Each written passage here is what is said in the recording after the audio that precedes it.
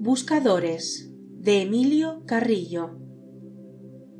Producción y locución, Ani Sisi. Capítulo 3 del libro. Búsqueda individual, encuentro en la unidad. Experimentar la individualidad.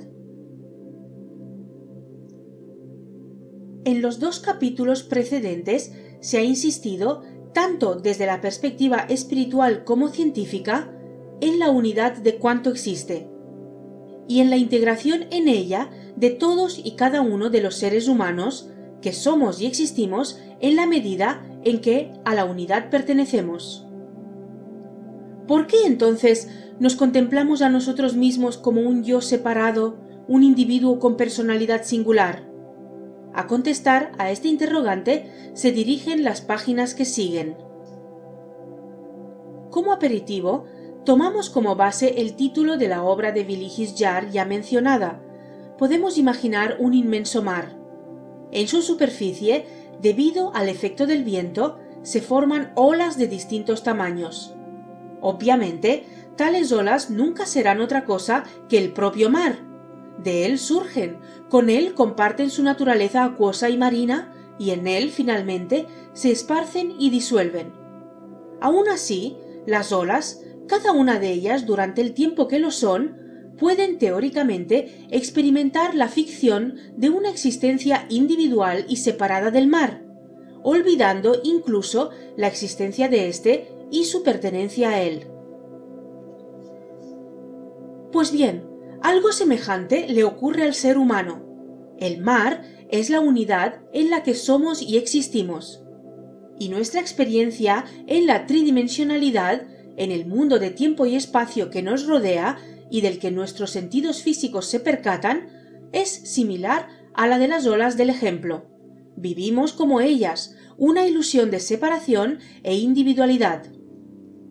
Eso sí, lo hacemos en libre albedrío, lo que posibilita un hecho maravilloso. Cuando retornamos a la unidad, es decir, cuando adquirimos conciencia de pertenecer y ser en ella, pues de la unidad nunca salimos, lo hacemos no mecánicamente ni por inercia, sino tras vivir una serie de experiencias que hacen posible tal toma de conciencia. En palabras usadas en páginas anteriores, la llave que abre la puerta del regreso a la unidad es la expansión de nuestra conciencia. Y cuando esto acontece, se expande la conciencia de toda la unidad. Una expansión que trasciende el espacio-tiempo, pues la unidad ya es todo y ostenta carácter vibracional y energético. Sin entrar en detalles acerca de consideraciones que inmediatamente se expondrán, puede adelantarse que la experiencia de individualidad que cada uno vive en calidad de ser humano conlleva primeramente, tras la inicial inocencia que el recién nacido pronto pierde, comportamientos egoicos. El ego quiere lo que le produce felicidad y de manera radical se identifica con el mundo exterior que se la proporciona. El ego quiere lo que le produce felicidad y de manera radical se identifica con el mundo exterior que se la proporciona. Nos inundan los apegos y anhelos materiales: dinero, riqueza, poder, éxito, fama, reconocimiento social, emociones placenteras, etc. Y bajo el acicate de sus influjos, la persona no tarda en convertirse en triunfador y pugna por alcanzar la totalidad de sus deseos y aspiraciones materiales. Si no lo consigue, surge la frustración y se repiten los intentos.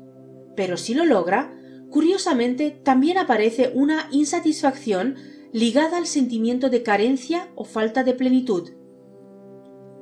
Íntimamente se intuye que tiene que haber algo más, aparte de lo material, capaz de proporcionarnos una vida más llena, abundante y auténtica.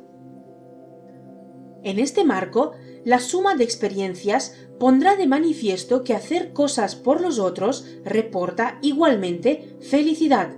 Además de la vía del servicio a sí mismo, empezamos a divisar la vía del servicio a los otros como fuente de alegría y bienestar interior.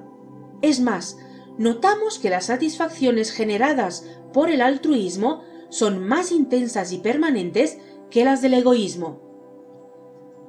Este hecho trascendental nos introduce en la hermosa aventura del dador, y el concepto del otro, al que queremos servir, se va ampliando.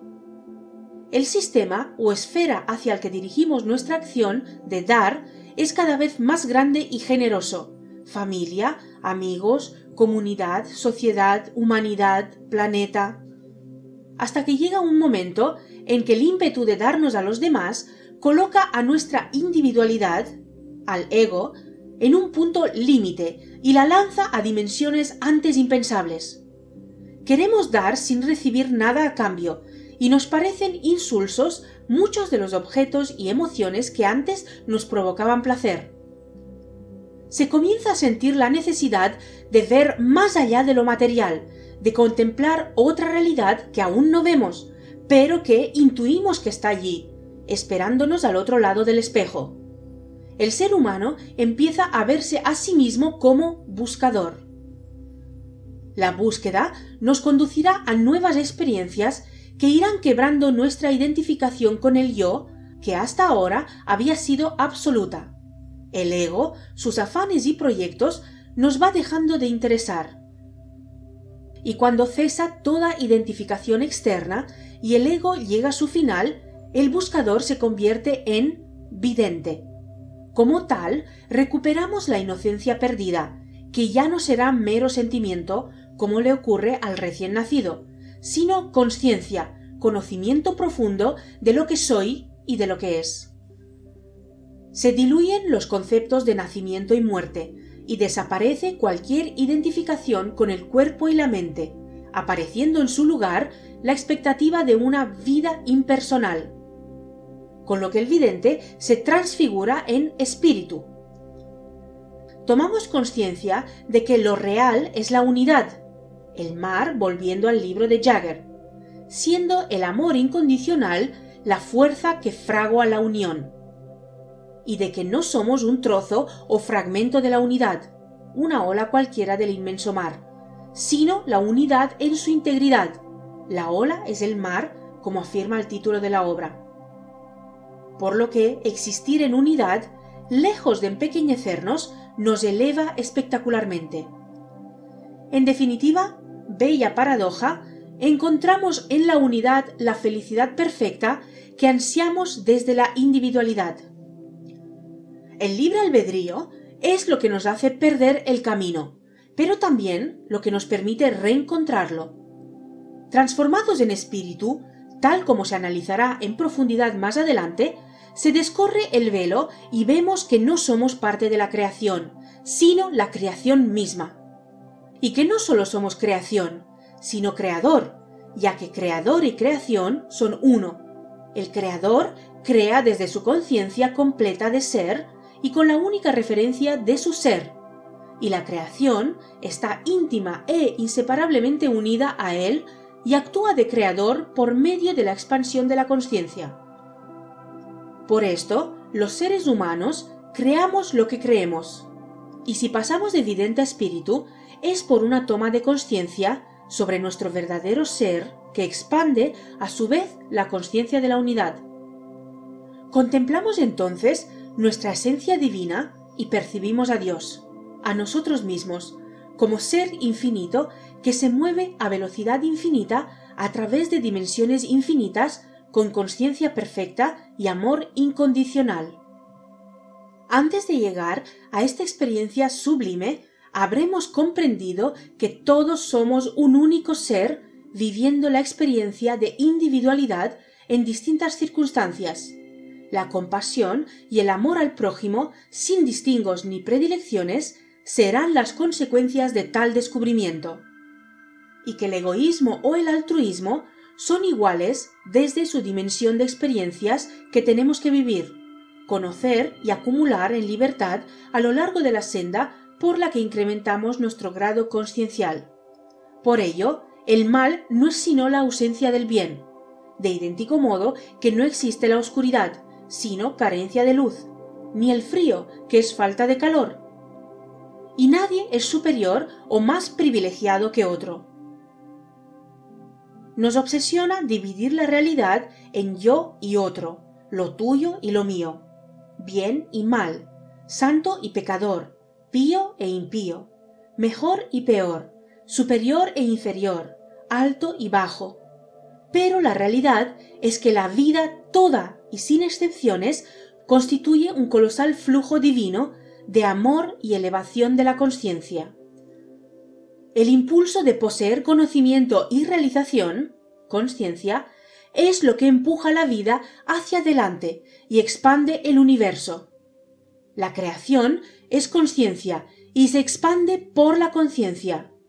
Ser creador significa adquirir conciencia de ser. Cada ser humano es el ser uno experimentando una ilusión de individualidad con la que el ser uno se expande enérgicamente como algo innato a su naturaleza creadora. Nuestras experiencias abren y amplían los horizontes de la individualidad hasta llevarla a un límite donde el ego es sustituido por el espíritu y brilla el amor. La expansión de la conciencia que ello depara expande la creación. Cuando un ser humano aumenta su grado de conciencia, ejerce de creador. En otros capítulos se ahondará sobre cómo creador y creación se fusionan y unifican, siendo de hecho una misma cosa, sin división ni fragmentación. ¿Increíble? Así parece desde la visión preponderante y por la falta de conocimiento de uno mismo. No lo es, sin embargo, desde la nueva visión en la que se insistió en páginas anteriores y cuando nos conocemos a nosotros mismos. A esto nos ayudará un repaso pormenorizado de lo que se acaba de resumir en los párrafos precedentes. Lo haremos siguiendo el texto ya citado, El camino de la sabiduría, de Deepak Chopra. Pérdida de la inocencia, el ego. Al nacer, en los primeros días, semanas o incluso meses de vida, nuestro estado es de inocencia y brilla la conciencia. No cuestionamos la existencia ni nos preguntamos quiénes somos. Vivimos en la aceptación de nosotros mismos, en la confianza y el amor. Y estamos inmersos en lo intemporal, sin noción de pasado ni de futuro, solo de un presente que se va desdoblando. La eternidad es un presente continuo que se renueva de manera constante. Nos sentimos omnipotentes en nuestro mundo, y todo lo que vemos y percibimos lo contemplamos cual reflejo de nosotros mismos en unidad. Pero esta pureza es fugaz. Muy pocas personas recuerdan su pérdida, pues ocurre en los primeros tiempos de la infancia. Equivale, de hecho, a nacer de nuevo. Comenzamos a considerar nuestro respectivo yo y a los otros, personas u objetos, como creaciones aparte. Mostramos una tendencia innata a pasar del mundo intemporal al de las horas, días y años, del silencio del mundo interior a la actividad del exterior, y de la absorción en uno mismo, conciencia de ser, a la identificación con todas las cosas fascinantes que nos rodean. Surgen deseos que no podemos satisfacer de manera inmediata y se experimenta el dolor. Lo cierto es que los seres humanos no perdemos la inocencia al crecer, ya que ésta se mantiene intacta, como esencia en su integridad. Lo que sucede es sencillamente que la vamos olvidando. Nos habituamos a vivir en fragmentos de espaldas a la unidad y da la impresión de que desaparece lo que realmente somos. Pero es solo una ilusión. La esencia permanece y la pérdida de la inocencia es un acontecimiento real que a la par no tiene ninguna realidad. En cualquier momento podemos recuperar la inocencia que existe en nuestro interior y tomar conciencia de nuestro verdadero ser, al menos como se verá el grado de conciencia alcanzable en el plano humano. Por tanto, al principio no había separación, aunque, como se examinará en su momento, sí traemos con nosotros la separación vivida como experiencia en vidas físicas anteriores. Sin embargo, transcurrido un corto tiempo de vida, todo bebé comienza a percibir el mundo exterior como algo diferente de él mismo. Poco a poco, ciertas cosas pasan a identificarse como yo y el resto como no yo, pues para tener yo también debe existir el tú o el otro. En el plan de la naturaleza, un bebé responderá automáticamente a su madre como fuente de amor y nutrición. Pero es una fuente situada fuera del bebé mismo. Ahí está la trampa, y durante años añoraremos nuestro propio ser antes de que alguien más apareciese en escena. En la separación empieza la búsqueda de uno mismo en los objetos y acontecimientos. Se pierde la capacidad de verse a sí mismo como fuente y espacio de todo lo que es. El mundo exterior y sus objetos se vuelven fascinantes.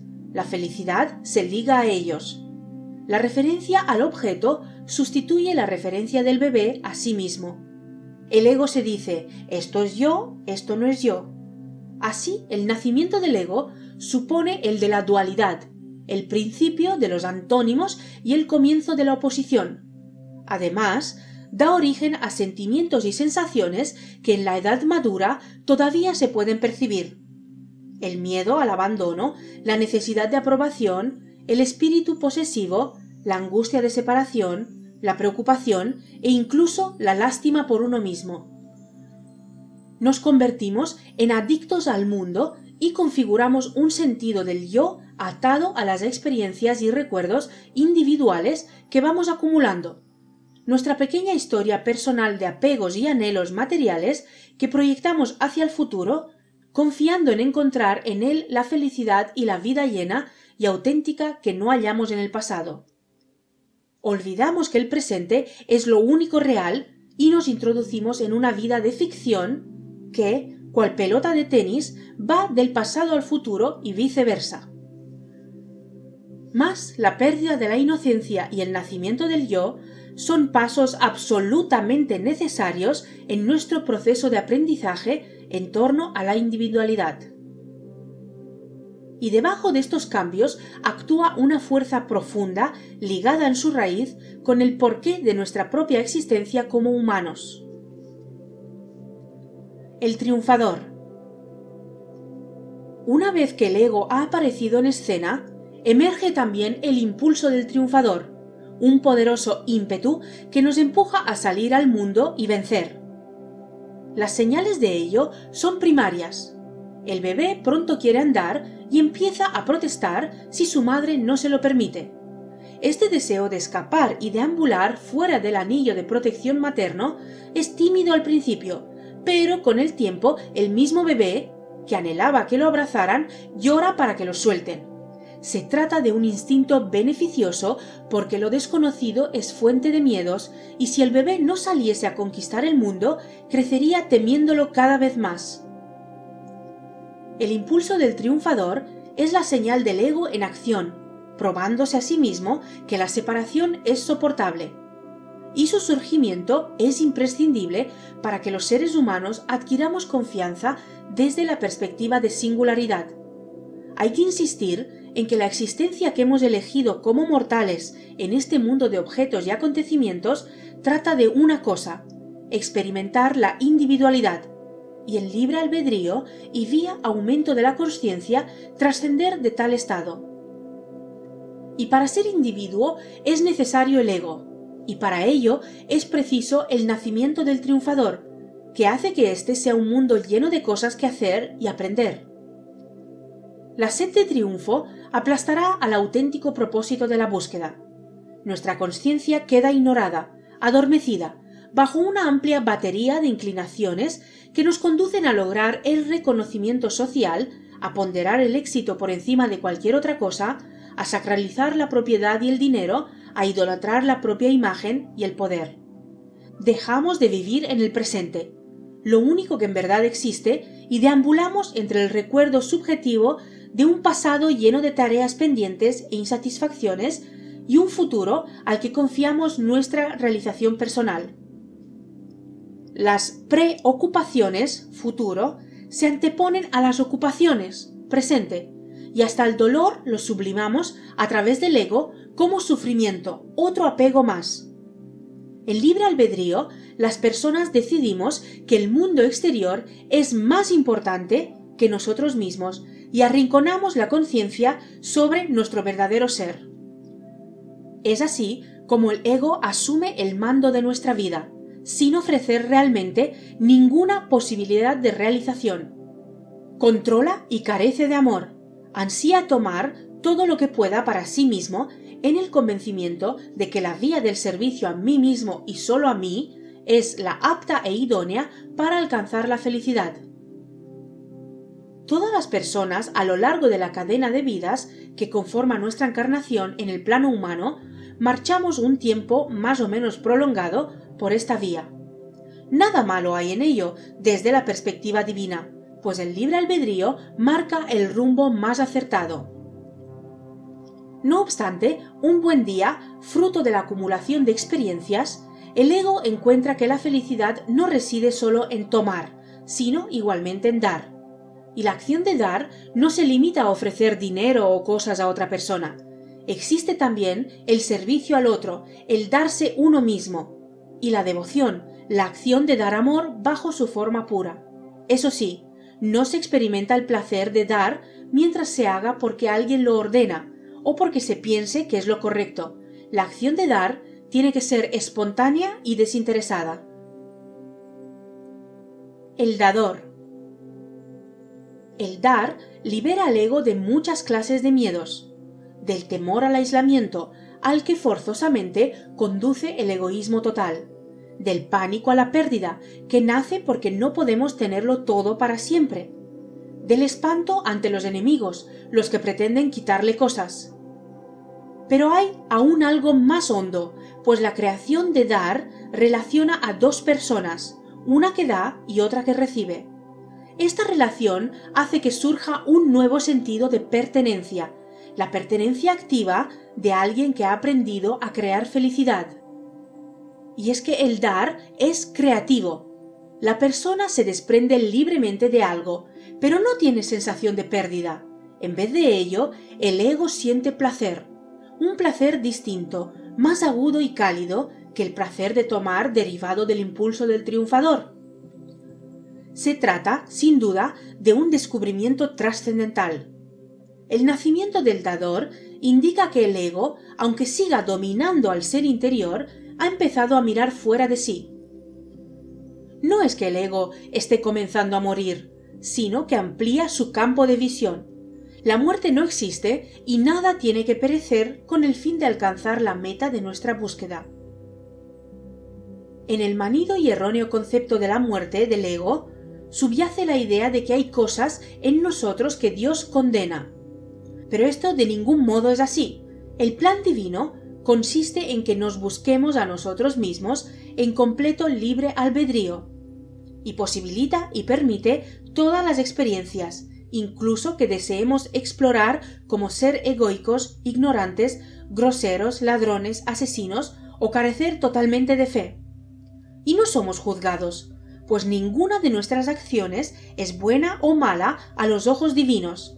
El pecador y el santo son solo máscaras que nos ponemos, y el pecador de hoy puede que esté aprendiendo a ser santo en la próxima vida física.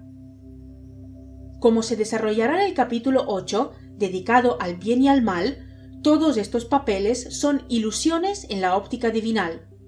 Ahora bien, la aparición del dador no significa que el ego sienta amor, ya que esto es un imposible.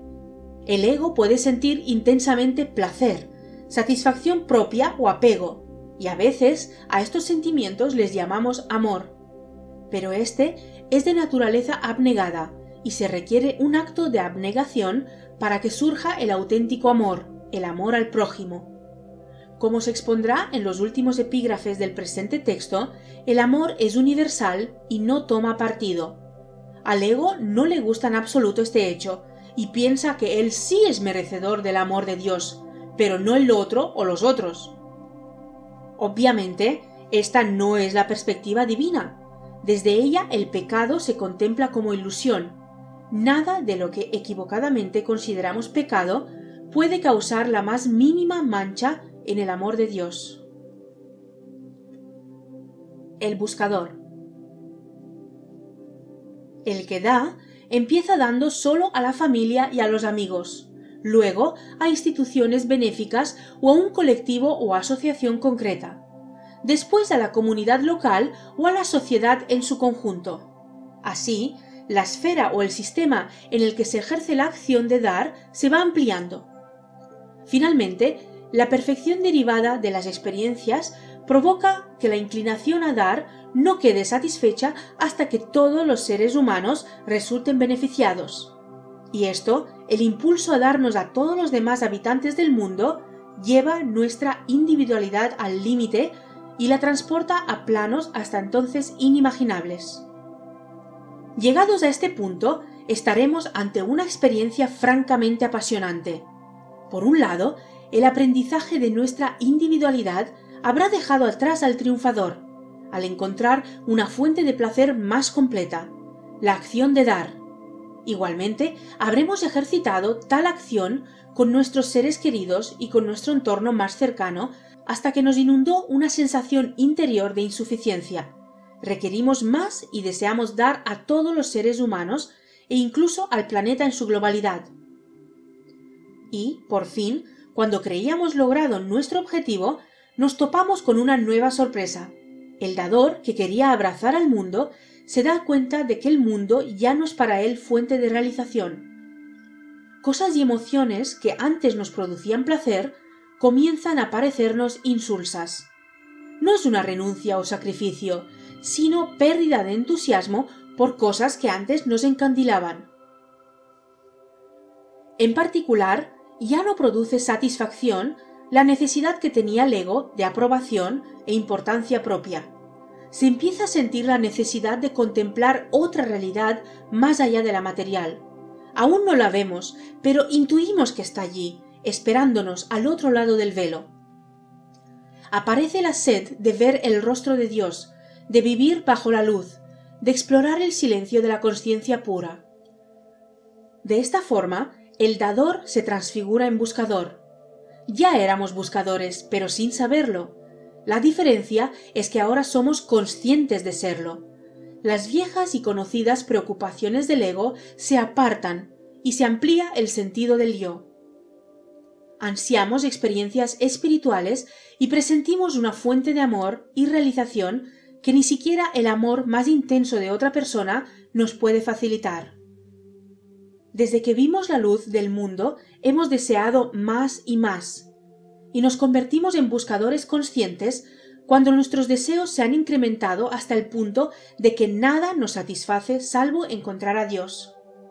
Gracias a la encarnación en distintas vidas físicas como seres humanos, a las experiencias en ellas acumuladas, nos acercamos más al objetivo real de nuestro aprendizaje en la escuela Tierra. Hay que tener en cuenta que el anhelo de encontrarnos con Dios no es más elevado que querer dinero, fama o amor pasional. Estos deseos eran la faz de Dios cuando representaban para nosotros lo más importante. Cualquier cosa que creamos que nos reporta paz y realización definitivas son nuestra versión de Dios.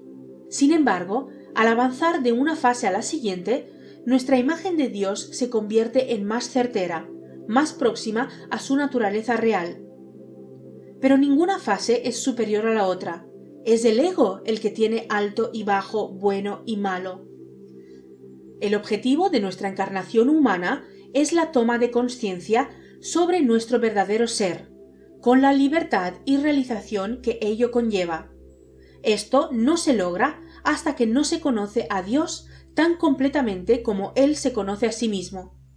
Los mortales estamos siempre anhelando milagros, pero el mayor de los milagros somos nosotros mismos, porque Dios nos ha otorgado esta capacidad singular de identificarnos con su naturaleza y adquirir conciencia al respecto.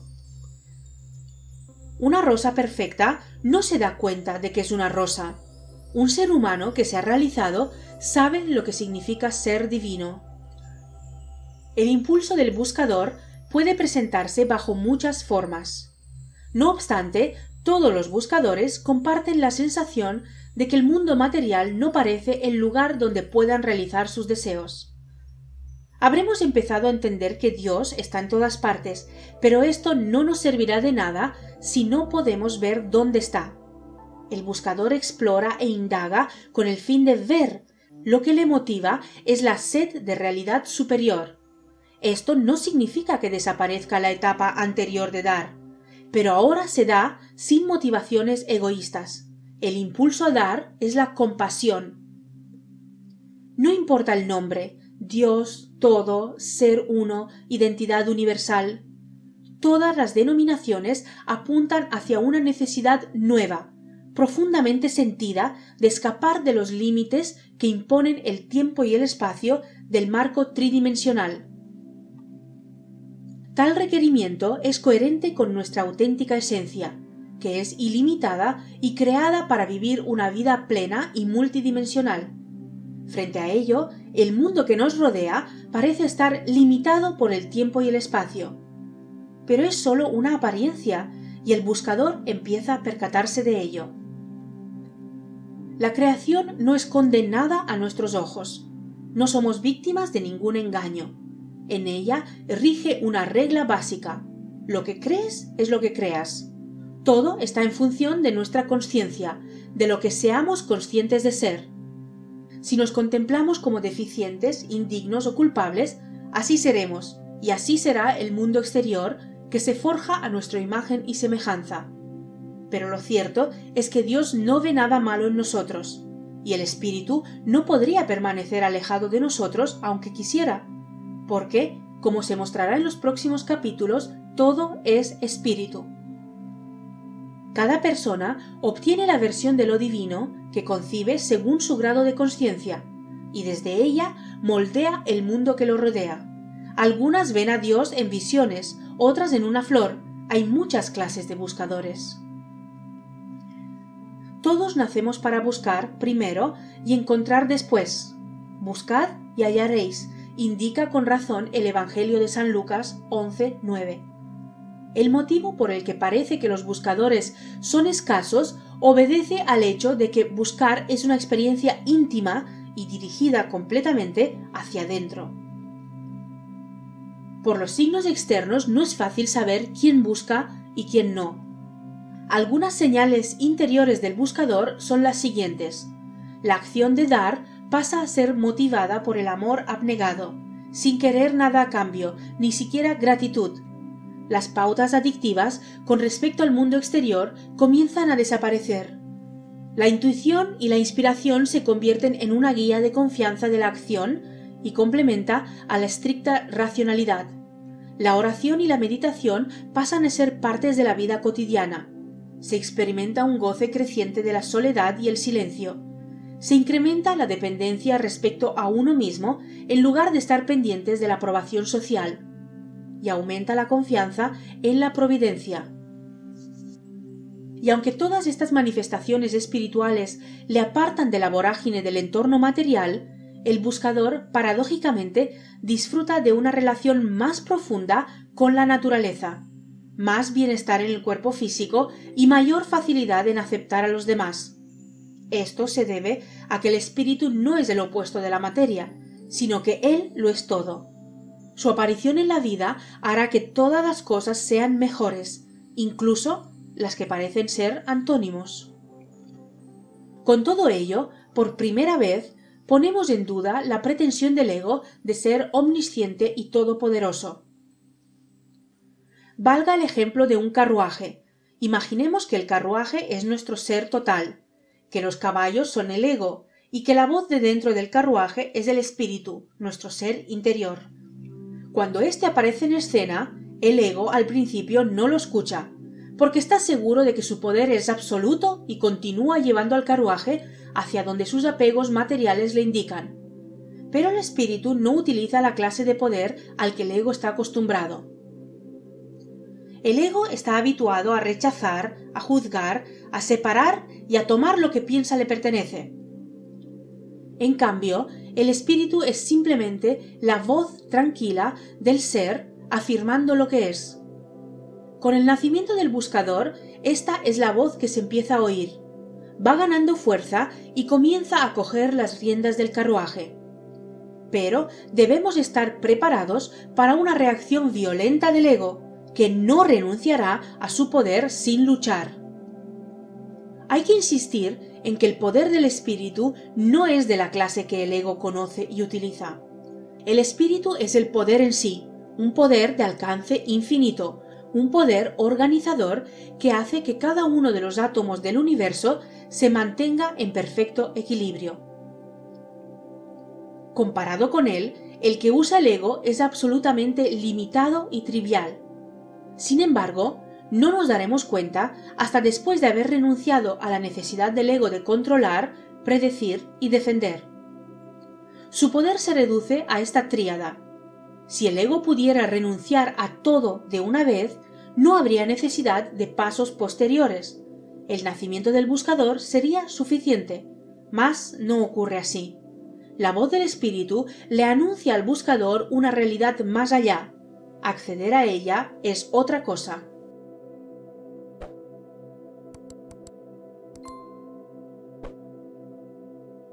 Like, comenta, suscríbete al canal y comparte. Soy Annie Sisi. Hasta el siguiente vídeo.